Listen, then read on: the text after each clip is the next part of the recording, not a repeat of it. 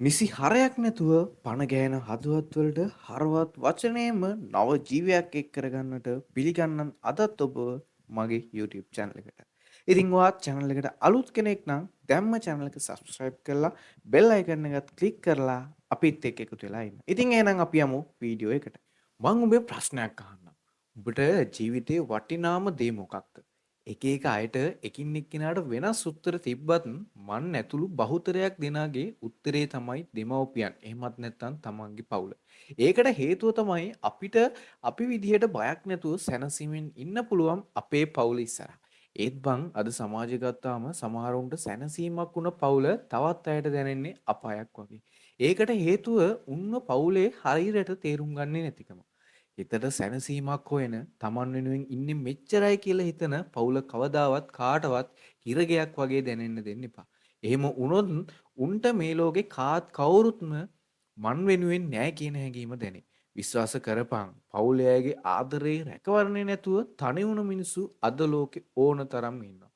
උන් පිටට පෙන්වෙන්නේ නැතුණාට හිත ඇතුලේ මාර විදියට විඳවනවා. පවුල ඇතුලේ උඹව කොන්කන එක හේතු බලපානවා.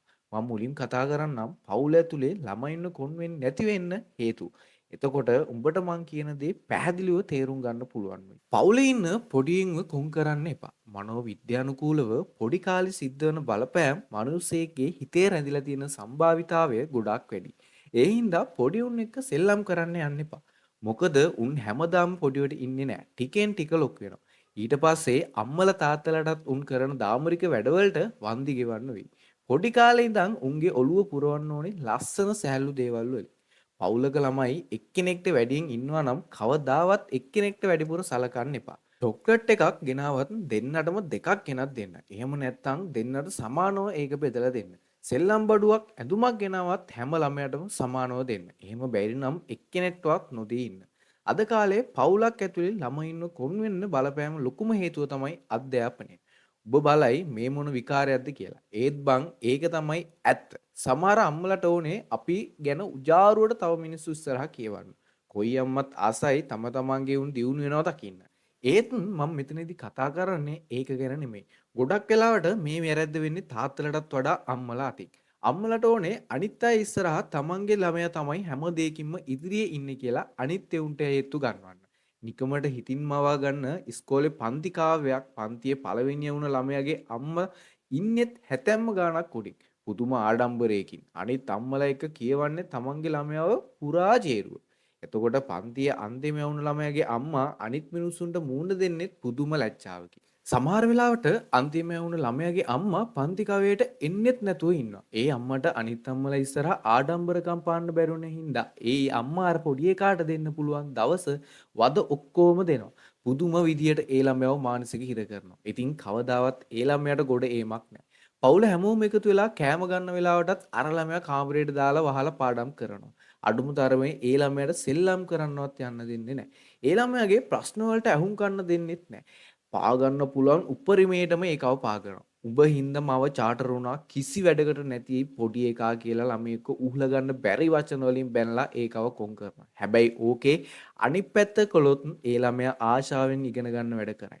ලකුණු අඩු වෙන්න හේතු හොයලා ඒවට විකල්ප ක්‍රම හොයලා දුන්නා නම් ආදරේ ළඟට අරගෙන ඒ ළමයාට ගොඩ එන්න උපදෙස් ටිකක් දුන්නා නම් ඌට ඊළඟ පාර පන්තියේ පළවෙනියා වෙන්න බැරි කමක් නැහැ. මව්පියන්ගේ කටින් උඹට බැරි දෙයක් නෑ මගේ පුතේ කියන වචනේත් ඇති උන්ට දිනන්න. ඒ හයියම ඇති උන්ට දියුණු වෙන්න. උඹට බෑ කියලා පතාට දාන්න ඒක මැට්ටික් වෙනවා. ඒ හින්දා උඹලා දැනගන්න ඕනේ උඹලාගේ ළමයින්ව වචනකින් හරි සපෝට් එකක් දෙන්න. ඊළඟට යෝන්වේ ඉන්න අයටත් පවුල ඇතුලේ ප්‍රශ්න තියෙනවා. මේ බහුතරයක් අයට තියෙන ප්‍රශ්නේ තමයි විවාහය. සමහරුන්ට කොච්චර යෝජනාවක් ඒවා ගැලපෙන්නේ නැහැ. කසාදෙත් හරියන්නේ නැති එකක්. ගෙදරට නාකි වෙච්ච ඉන්න එකා කියා උන්ව තමන් මානසික වටන්නේ නැතුව උඹලා කරන්න ඕනේ ප්‍රශ්නේ හොයලා ඒකට එකතු වෙලා විසඳුමක් හොයන එක. කවදාවත් කාගෙන්වත් දැන්ම බඳින්නේ නැද්ද? දැන්ම ළමයි හදන්නේ නැද්ද කියන ප්‍රශ්නේ අහන්න යන්න එපා. ඒවා උන්ගේ ඔළුවට වද දෙන්නත් එපා. මොකද හැමෝගෙම ජීවිත එක වගේ නෑ. තව සමහර බැඳුපයට තියෙන ප්‍රශ්නයක් තමයි ළමයි නැති එක. වයසින් මුහුකුරාගේ වැඩිහිටියෝ කරන්නේ උන්ටත් එක එක අවලාද කතා කියලා උන්ව කොන් කරන එක. තමන්ගේ ලේලිව කොන් කරන එක. එහෙම නොකර එකතු වෙලා ප්‍රශ්නෙට උත්තර හෙව්වනම් අද උඹලා සතුටින් උනුත් සතුටින්. මේක ගැන නම් එක එකා එක එක විදිහට එක එක මත ඇති. ඒත් බං මට හිතන දේ තමයි අලුත බැඳපු ජෝඩුවක් වෙනම ජීවත් වෙන එක හොඳයි කියන එක. මොකද බං කොල්ලයි කෙල්ලයි එකම වයිබ් එකේ හින්දානේ උන් දෙන්න කසාද බඳින්නේ. ඒත් නැන්දම්මගේ නෑනලාගේ මස්සිනාලාගේ වයිබ් එක එකින් එකාට වෙනස් වෙන්න පුළුවන්. එතකොට ඉතින් හැමදාම රණ්ඩුයි හින්පාසුයි විතරයි.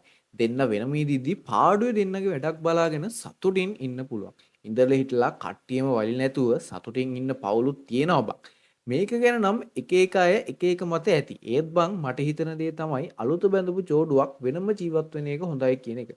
ඒ වගේම වයසක අයවත් පවුල් වලින් කොන් කරනවා. ඒකට හේතුව උඹලා කළගුණ සලකන්න දැන් නැති එක. දුක් මහන්සියෙන් උඹලව හතලා වඩලා උස්මහත් කරපු උඹේ අම්මව තාත්තා වයසට ගියාම හරියට ඇවිද ගන්න බැරි වුණාම උඹලා කරන්නේ එයාලව පවුලෙන් අයින් කරන එක. අනිත් අය දැක්කොත් ලැජ්ජා හිතේ කියලා ගෙදරට යාළු වෙන වෙලාවට උඹලා කරන්නේ අර වයසක මිනිස්සුන්ව කාමරයට දාලා තියෙන එක. පොඩි කාලේ ඉඳන් උඹලගේ කැතකුණු අත ගාලා උඹලව උස්මහත් කරපු අම්මටයි තාත්තටයි කන්න වේලක් දෙන්න උඹලට බැරි කමක් නැහනේ. වයසට යන්න ඒ මිනිස්සු හරියට පොඩි ළමෙක් වගේ. ඒක කාටත් පොඩි. එයාලව බලා ගන්න වෙන්නේ පොඩි ළමයි වගේ. කාවවත් කොන් කරන්න යන්න එපා. හැමෝටම ආවේනික වෙච්ච වටිනාකමක් තියෙනවා. උඹලගේ දරුවෝ ඉගෙන ගන්න දක්ෂ නැතුව ඇති. ඒත් වෙන බාහිර ක්‍රියාකාරකම් වලට ඌ එක්ස්පර්ට් කෙනෙක් වෙන්න පුළුවන්. උඹට ඕක කරන්න බෑ. උඹ කැතයි මේ වගේ කතා කියලා කවදාවත් තන කෙනෙක්ගේ හිතක් රිද්දන්න එපා. උඹලගේ පවුල ඇතුලේ එකින් එකව තේරුම් ගන්න තරමට උඹලගේ පවුල ශක්තිමත් වෙනවා. පිට කෙනෙක් ඉස්සරහා කවදාවත් තමන්ගේ උන් හැල්ලු කරගන්න එපා. ඒකට හරි ජරා පුරද්දක්. පවුල ඇතුලේ එකින් එකාට ගරු කරපන්, ආදරය කරපන්. උඹට මේ ලෝකේ උඹම කියලා දෙයකට තියෙන්නේ උඹේ රත්තරම් පවුල විතරයි. ඒක රැකගන්න. ඉතින් උඹට ජය වේවා. ඉතින් අද මේ කතා කරපු එපිසෝඩ් එක වගේම ඉස්සරහටත් ඔයා මේ වගේ එපිසෝඩ් බලන්න අහන්න කැමති නම් දැම්ම channel එක subscribe කරලා නැත්නම් channel එක subscribe කරලා අපිත් එක්ක එකතු වෙලා ඉන්න. ඉතින් එහෙනම් ඔයාට සුබ දවසක්.